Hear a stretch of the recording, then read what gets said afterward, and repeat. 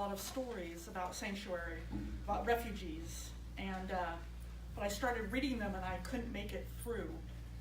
So instead we're going the historical route today. And I thought that these videos did a good job at hinting at some of the stories behind. I invite you to go onto the internet. There are stories written about refugees out there and what they go through. And it's pretty horrific. So some of you may know a little bit of this history, but let me remind for those of you who didn't, I did not know this history. So some of you may know about the 1939 voyage of the MS St. Louis from Hamburg. If you're a World War II buff, you might, or if you're Jewish, you might. So basically, in 1939, about 930 plus Jewish Germans boarded a ship called the St. Louis, desperate to leave Nazi Germany. Now there was a fairly middle-class group of people. They had some money, and they had, for the most part, bought visas to go to Cuba. And the idea was that they wanted to eventually get to the United States, but they knew that the United States, they had, a fairly lengthy process to get into the United States as immigrants. There was no refugee policy at that time. So they're going to go to Cuba, wait there, fill out all the paperwork to become U.S. citizens or immigrate to the U.S. So they knew that they were going to have to do that. And the Captain Schroeder, whose picture you see there, he actually worked for Nazi Germany, but he insisted that they be treated respectfully on the ship. And in fact, he went so far as to cover up busts of Hitler that were everywhere and everything like that. And when they left Hamburg, there was this really big sense of optimism of them leaving by this horrible place and that they were going to be okay.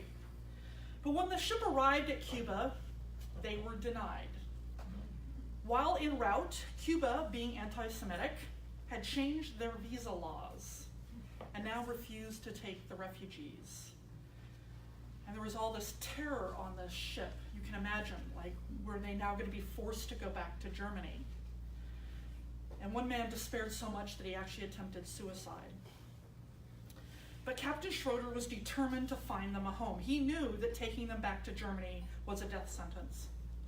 So he decided to head north to Miami. And along the way, he's on the radio trying to get in touch with people. But there they were also denied. President Roosevelt basically said, there's an immigration process and you have to wait your turn. You can't wait here. The boat, Schroeder actually thought about trying to ram the boat onto shore and let the Jews just try to get off onto the shore. But they were met by the Coast Guard, and they were not allowed to get anywhere near the shore. So then they went to Canada, and they tried there too, and were met with the same response. And all of these denials along the way were ostensibly because, well, it's, you have to follow the proper procedure, right? Or there's too much of a drain on our resources, 900 people.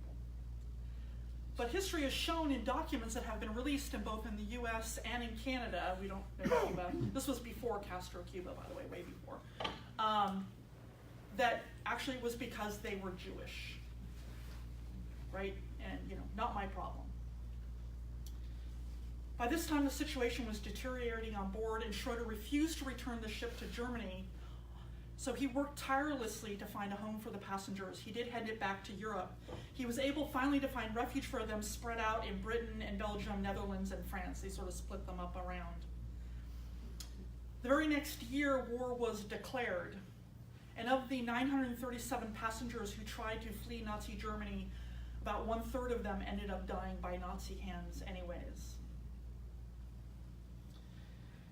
To give you an idea of how the U.S. was responding to refugees at this point, not long after the U.S. rejected the St. Louis, it also rejected a proposal to allow 20,000 Jewish children to come to the U.S. as refugees from Germany. This would be on top of the immigration quota. It failed in committee. One woman summed up the attitude by saying, well, 20,000 charming children grow into 20,000 ugly adults. She was the wife of the chief immigration person.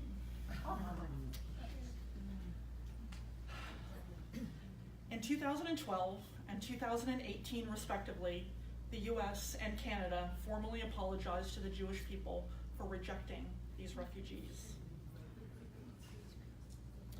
Interestingly enough, our policy changed after World War II. After this particular incident and finding out what happened to them and seeing the horrors of the Holocaust, the mood in the US changed around refugees. And we adopted the 1948 UN definition of a refugee and sort of their understanding of what to do. And until about 9/11, we took an average of around 100,000 refugees per year here in the United States. We've been doing this actually for a fairly long time. And you can see, I tried to get this as easy as you can see as much as possible. This is the number of immigrants per year by region. And you can see that it sort of goes up and down here and there. But you can see in 2017, huge drop, and right after 9/11, there's a huge drop of refugees entering into the country. In 2017, our current administration has slashed the quota for refugees in half, despite what's been going on in Syria. So in the midst of the world's worst refugee crisis since World War II, the US is on pace to resettle about 21,000 in 2018, which is a 65% decrease from 2016 and a different administration. And note that the majority of current refugees in need of resettlement are from Muslim countries. Muslim refugees in the US now exceed Christian refugees. What's fascinating to me is how history repeats itself sometimes. Or maybe it's how little we sometimes learn from it. We can now look back on the story of the St. Louis and be absolutely mortified. How could we do that? How could we deny these Jews the chance to flee the horrors of Nazi Germany? And it was only 900 people, not the millions that are fleeing now. And we know that it was anti-Semitism that was the reason they were denied, though other reasons were given. We have it in documents that prove it. And we have a great deal of sympathy, most of us, for the plight of the Jewish people, and we cannot imagine ever doing something like that again. Well, now it's not the Jewish people fleeing for their lives. Now it's mostly Muslims who are fleeing religious, political, or cultural extermination. Now it's not anti-Semitism, it's Islamophobia. And again, we have documents and tweets that specifically target denying refugees from Muslim countries. It's the same fears back in 1939. Those people, they bring evils with them. They'll change our culture. They'll take our jobs. They'll be a drain on our resources. I don't know you. As one person said in the video. Those we don't know are automatically suspicious. And the big thing is a lot of people say, oh, wait, but we could be letting in terrorists. We have to stop terrorists. So let's look at that just a little bit closer. I have some interesting statistics for you. All right. Since 1975, the average number of people who have died from foreign-born terrorists, on average, and that includes the 9/11 terror attacks, is about 74 Americans per year. Since then, we have been in on average of actually about 1 per year. So most of that, the 3,000 in that time period, are mostly in 9/11. Serial killers, on the other hand, have killed an average of 70, 75 people per year. Now, the interesting thing is, okay, so foreign-born tourists are mostly people who claim to be Muslims, right? Most Muslims would not agree with that, but they claim to be Muslims. Serial killers are mostly white heterosexual males, right? So this begs the question, are we limiting the number of white heterosexual males that come into our country? What about the ones that are already here?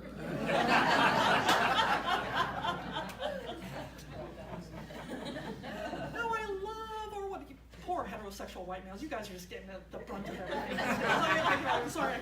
But I can't imagine that. Right? We can't imagine that we would ever do something like that, right? I love my white heterosexual males. They're awesome.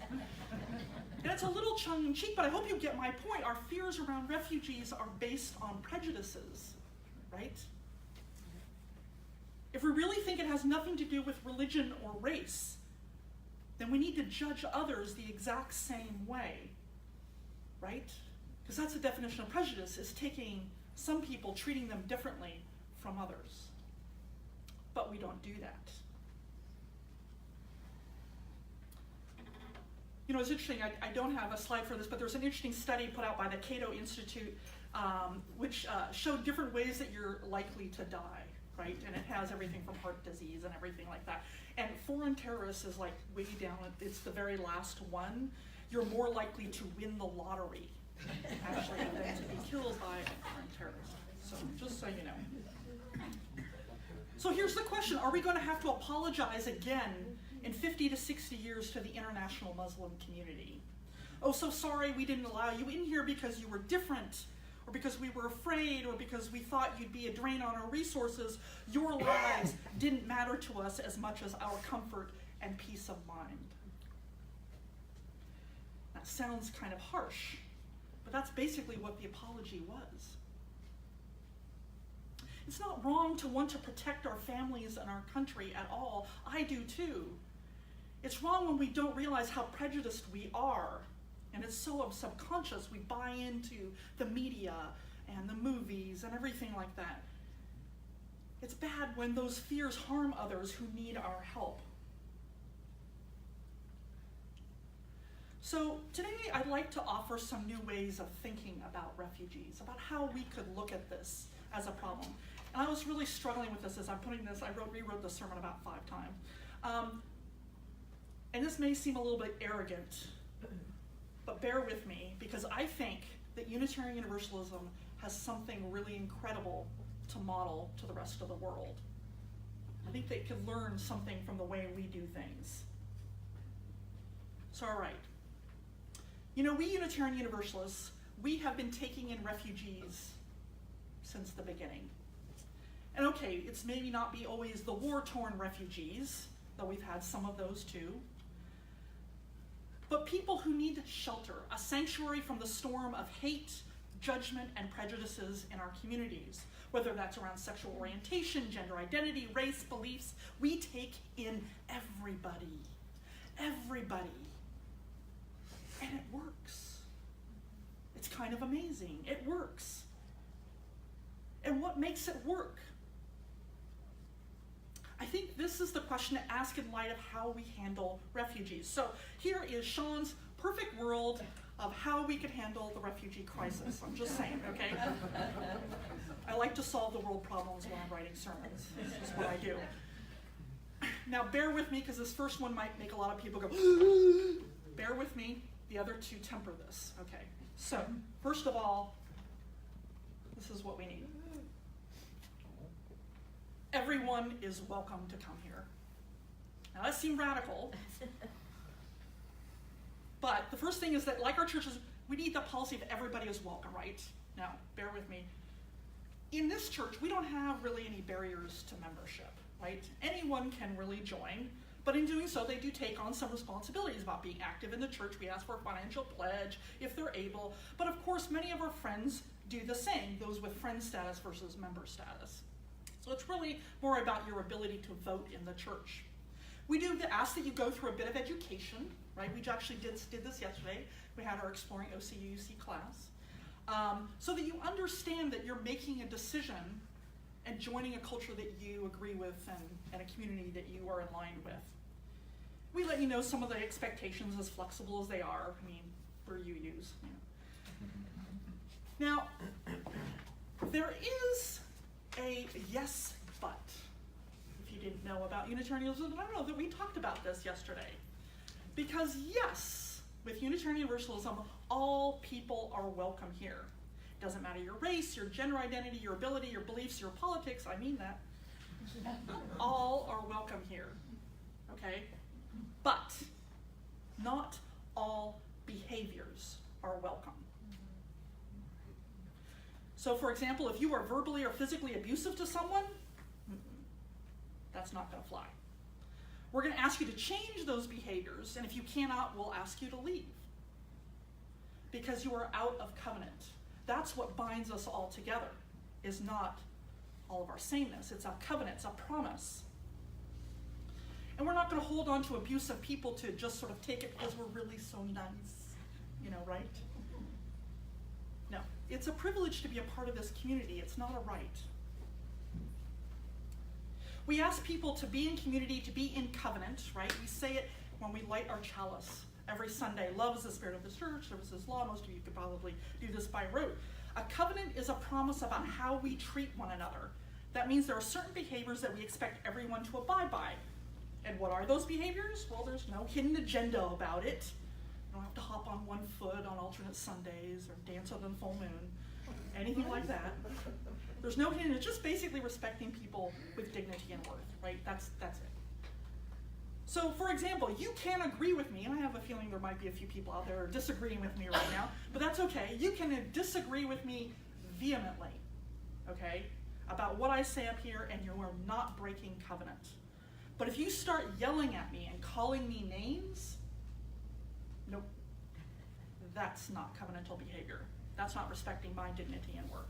I love it when people come up and argue with me, actually, because then they're thinking, I'm like, oh, they were listening, cool. So I think the same goes for refugees in my perfect world. So you are welcome here, but if you break the covenant, which our covenant, I think, as a nation is life, liberty, and justice for all, and you aren't going to change, then I have no problem saying, no, you are not welcome here.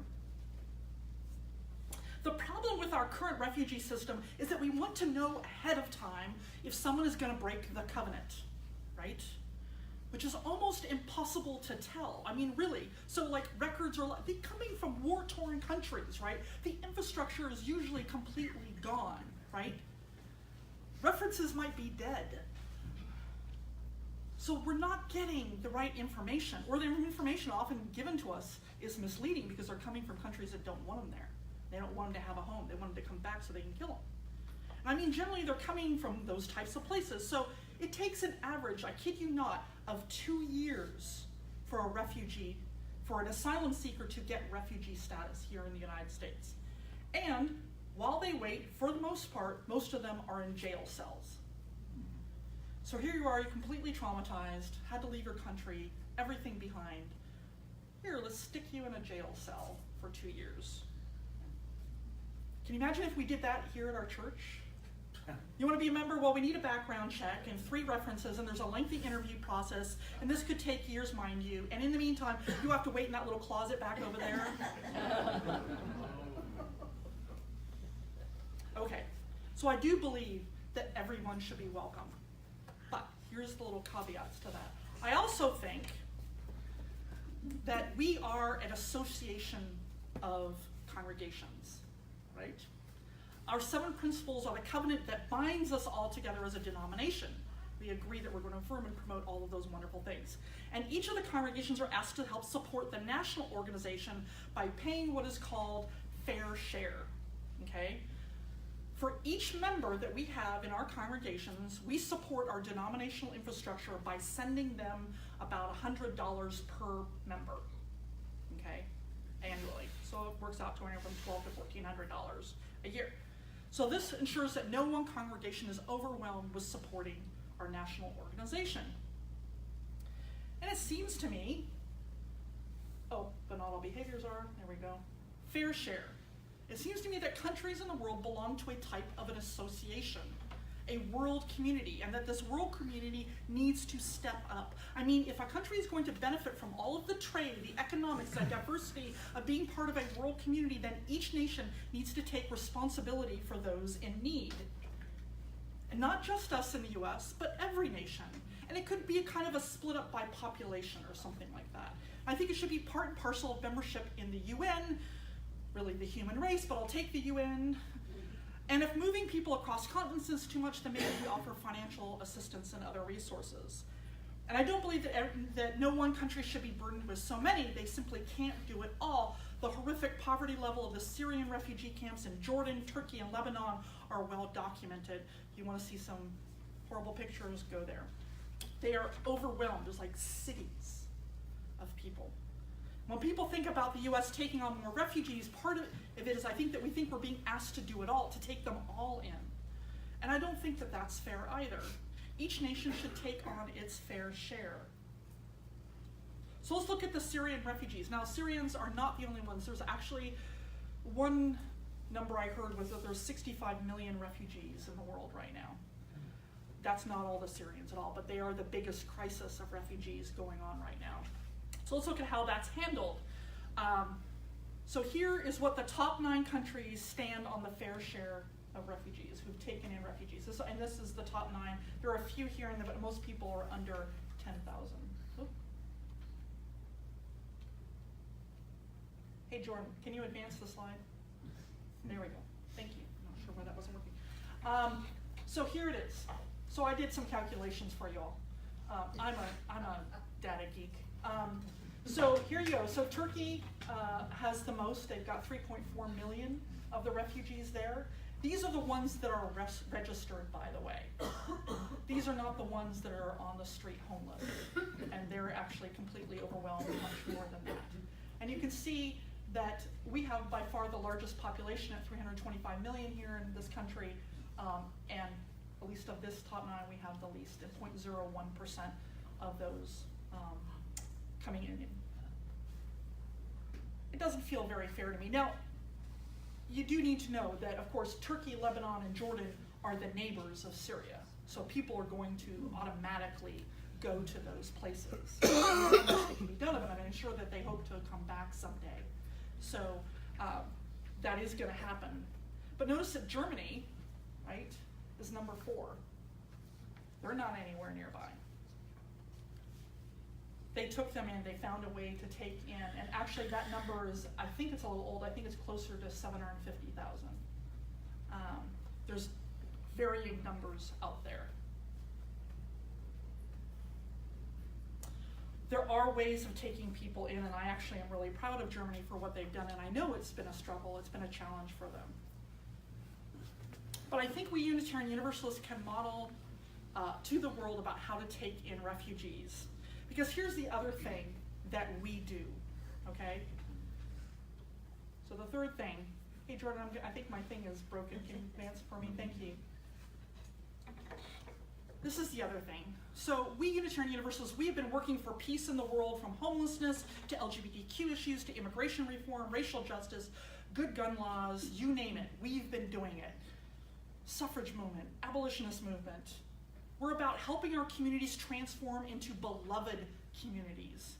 Our 6th principle asks us to affirm and promote a world community with peace, liberty, and justice for all. So maybe the solution isn't about how many refugees we take in all the time. Maybe that isn't the only question we should be talking about. But how can we as a nation ensure that there are fewer refugees in the world? Fewer people fleeing persecution, famine, less hatred, less not my problem. How can we provide greater stability and peace in the world and work toward it? Now, I admit that these solutions up here, as Sean is trying to solve the world's problems, they seem idealistic, and I admit that they're grossly oversimplified, but let's face it, the current system isn't working, so why not dream about what we can do? People are dying because of our fears and prejudices. Let's look at what is working.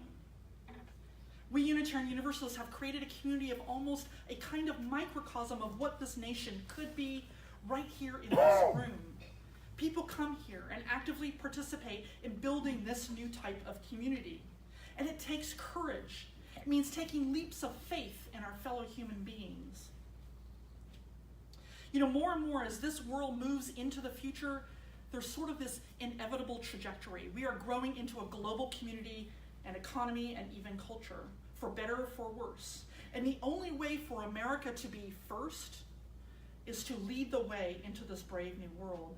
It means being the leader, not hiding away. It's an act of courage and an act of faith. And in the meantime, while we wait for the human race to figure this out, here in this place, we are a sanctuary where each are made holy, loved right through. And with thanksgiving,